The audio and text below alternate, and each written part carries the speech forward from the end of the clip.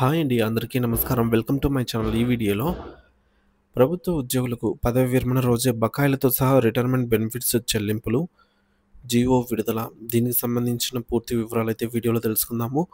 Video ఎక్కడే గానీ skip చేయకుండా ఎండ్ వరకు చూసేటప్పుడు ఇన్ఫర్మేషన్ పూర్తిగా అర్థమవుతుంది. అలాగే వీడియో చూస్తున్న ప్రతి ఒక్కరు వీడియోకి లైక్ చేయండి ఫ్రెండ్స్. ఈ వీడియోని తోటి ఉద్యోగ పెన్షన్ మిత్రులతో అయితే షేర్ చేయండి.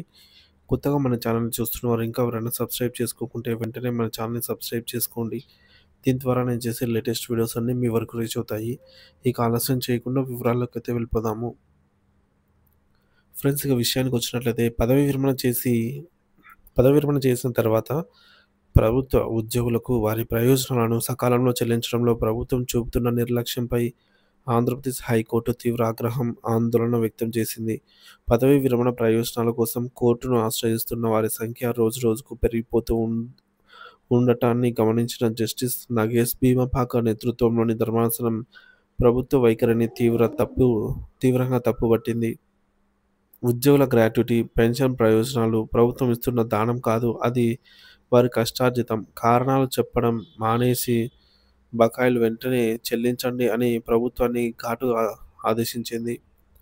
ప్రజాధనంతో ఉచితాలు, ఖజానాపై భారం. విచారణ సందర్భంగా ప్రభుత్వ విధానాలపై జస్టిస్ నగేష్ భీమపాక కీలక వ్యాఖ్యలైతే చేశారు. ఏకపక్ష నిధుల మళ్లింపు, ఉచిత చెల్లింపులపై ఉచిత విద్యుత్తు, నీరు, రవాణా, రుణమాఫీ వంటి పథకాల పేరుతో ప్రజాధనాన్ని ఏకపక్షంగా మళ్లిస్తున్నారు. ఇది రాష్ట్ర ఖజానాపై తీవ్ర భారం మోపుతోందని నాయకులు న్యాయవాదం చేస్తున్నటువంటి వాదనలను ప్రస్తావించారన్నమాట. ఆర్థిక క్రమశిక్షణ లోపం. ఆర్థిక వనరులపై స్పష్టత లేకుండా రాజకీయ పార్టీలు ఉచిత పథకాలను ప్రకటించడం దేశ ఆర్థిక వ్యవస్థకు చేటు చేస్తోందని సుప్రీంకోర్టు సైతం ఆందోళన వ్యక్తం చేసింది. ఇకనైనా సమాజ శ్రేయస్సు దృష్టిలో ఉంచుకొని పునరాలోచించాల్సిన తరుణం ఆసన్నమైందని ధర్మాసనం అభిప్రాయపడింది. న్యాయ సమీక్ష పరిమితులు. ఇవి శాసన విధానపరమైన నిర్ణయాలు కాబట్టి న్యాయస్థానాలు నేరుగా జోక్యం చేసుకోలేకపోయినా దాని పర్యవసానాలను విస్మరించలేం అని స్పష్టం చేశాయి. 40 ఏళ్లు సేవకు గుర్తింపు ఏది? పిటిషనర్ ఆవేదన. సహాయ ఇంజనీర్గా పదవి విరమణ చేసినటువంటి నరేందర్ రెడ్డి దాఖలు చేసిన పిటిషన్ ఈ విచారణకు కేంద్ర బిందువైందన్నమాట. నిర్లక్ష్యం. 40 ఏళ్లుగా ఎలాంటి మచ్చ లేకుండా సేవలందించిన పిటిషనర్ పదవీ విరమణ చేసి 6 నెలలు దాటినా అన్ని బిల్లులు ఆమోదం పొందినా నిధులు విడుదల కాలేదని ఆయన తరఫు న్యాయవాది కోర్టుకు తెలిపారు. చట్టబద్ధమైన వడ్డీ, గ్రాట్యుటీ చట్టం ప్రకారంగా చెల్లింపులో జాప్యం జరిగితే ప్రభుత్వం 10% వడ్డీ చెల్లించాల్సి ఉంటుంది అని సుప్రీంకోర్టు తీర్పును గుర్తు చేశారు. ప్రభుత్వ వాదన. నిధుల కొరత వల్లే జాప్యం జరిగిందని, ఈ మేరకు సీరియల్ నెంబర్ ప్రకారం నిధులు విడుదల చేస్తున్నామని ప్రభుత్వ న్యాయవాది వాదించారు. కోర్టు తీర్పు, ప్రభుత్వానికి స్పష్టమైన ఆదేశాలు జారీ. ఇరు వాదనలు విన్నటువంటి జస్టిస్ నగేష్ భీమపాక ప్రభుత్వానికి స్పష్టమైన ఆదేశాలు జారీ చేస్తూ ఉద్యోగుల హక్కులపై కీలక వ్యాఖ్యలైతే చేశారు. మొదటిది, ఉద్యోగుల కష్టార్జితం.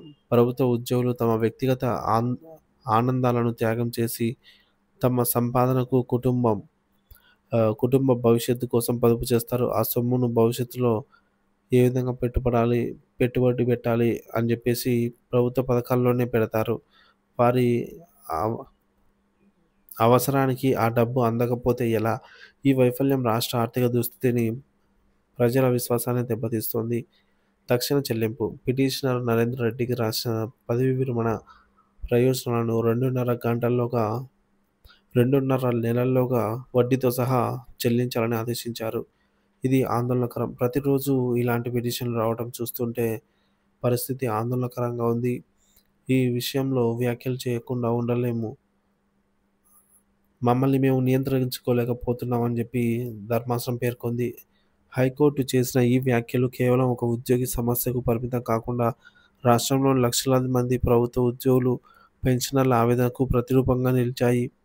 ప్రభుత్వాలు సంక్షేమ పథకాలను అమలు చేయటం అవసరమే అయినప్పటికీ దానికోసం తమకు జీవనాధారమైనటువంటి హక్కులను కాలరాయటం ఎంతవరకు సమంజసమని ఉద్యోగులు ప్రశ్నిస్తున్నారు. సో, ఈ మేరకు ఈ తీర్పు లోతైన ప్రభుత్వం కళ్ళు తెరిచి ఉద్యోగుల కష్టార్జితాన్ని సకాలంలో చెల్లించాలని వారు ఆశిస్తున్నారు. సో, మొత్తానికి ఉద్యోగుల సొమ్ము దాతృత్వం కాదు, వారి హక్కు. కారణాలు చెప్పకండి, చెల్లించండి. ప్రభుత్వంపై హైకోర్టు తీవ్ర వ్యాఖ్యలు. సుప్రీంకోర్టు పథకాల పేరుతో పదవీ విరమణ ప్రయోజనాల జాప్యంపై ధర్మాసనం ఈ మేరకు తీవ్ర ఆందోళన వ్యక్తం చేసింది.